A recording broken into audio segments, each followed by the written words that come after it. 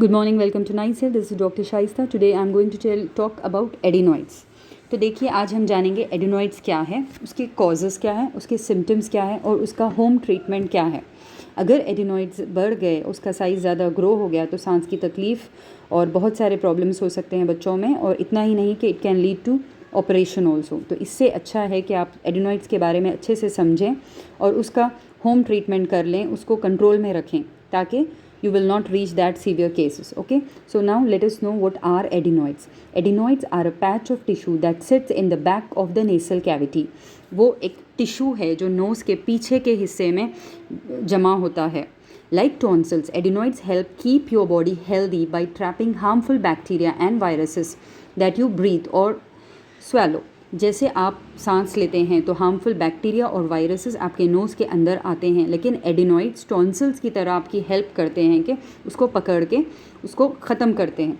लेकिन adenoids do important work as infection fighters for babies and little kids, but they become less important as a kid gets older and the body develops other ways to fight germs. तो जब babies रहते हैं, छोटे बच्चों में adenoids बहुत helpful रहते हैं ये बैक्टीरिया और वायरसेस से लड़ने में, लेकिन जब बच्चे बड़े हो जाते हैं तो they find other ways of fighting against the bacteria and viruses. तो एडिनॉइड्स उतने इंपॉर्टेंट नहीं रहते.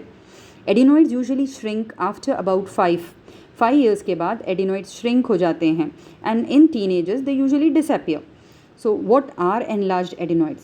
Because adenoids trap germs that enter the body, adenoid tissue sometimes temporarily swell as they try to fight off the infection. जैसे कि adenoids हमने अभी बताया है कि वो ट्रैप करते हैं बैक्टीरिया और वायरसेस को, तो एडिनॉइड टिश्यूज़ टेम्पररी स्वेल हो जाते हैं और फाइट ऑफ द इन्फेक्शन. जो भी इन्फेक्शन अंदर घुसा है आपके नोज़ में, आप उसे लड़ने की कोशिश करते हैं. And the swelling sometimes gets better. Swelling ठीक भी हो जाती है, लेकिन sometimes it can not fight, and वो स्वेलिंग जो है ना हमेशा के लिए रह जाती है, and that causes the complications. तो coming to the next topic, that is causes. Next side heading हमारी है कॉजेज़ ऑफ एडिनॉइड्स. तो एडिनॉइड्स के कॉजेज़ क्या है? देखिए, एडिनॉइड्स यूजुअली बैक्टीरिया और वायरसेस से होते हैं. अभी हमने एक्सप्लेनेशन पहले ही कर दिया है कि व्हाट कॉजेज़ एडिनॉइड्स. बैक्टीरिया और viruses, some harmful bacteria and viruses can cause adenoids. तो बैक्टीरिया में यूजुअली स्ट्रेप्टोकोकस बैक्टीरिया है. Okay, now coming to the next topic, that is symptoms. Adenoids क्या है, उसके कॉजेज़ क्या, हमने अच्छे से जान लिया है. Let us know what are the symptoms of adenoids. अगर किसी के एडिनॉइड्स इन्फ्लेम्ड हो गए, एडिनॉइटिस उसे हो गया है, तो उसे क्या कॉम्प्लिकेशंस उसके क्या सिम्टम्स होंगे. Let us know that.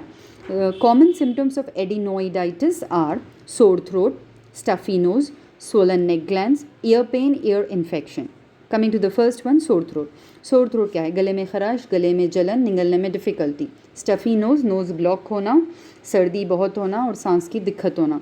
Solan neck glands, गला भी सूज जाता है और निगलने में मुश्किल होती है.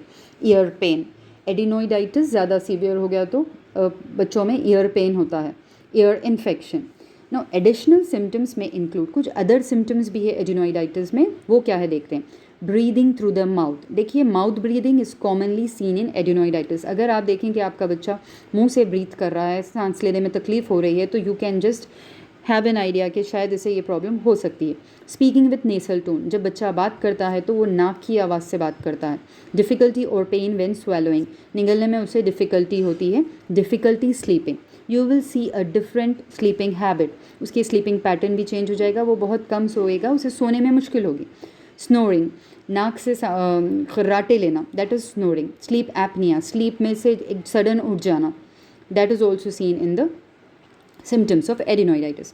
Now coming to the home remedies. Last and not the least topic is home remedies, which is very important. अगर आप ये पहले ही कर लेते हैं तो आपका बच्चा सीवियर कंडीशन में जाने से बच जाता है. Okay, now coming to the home remedies.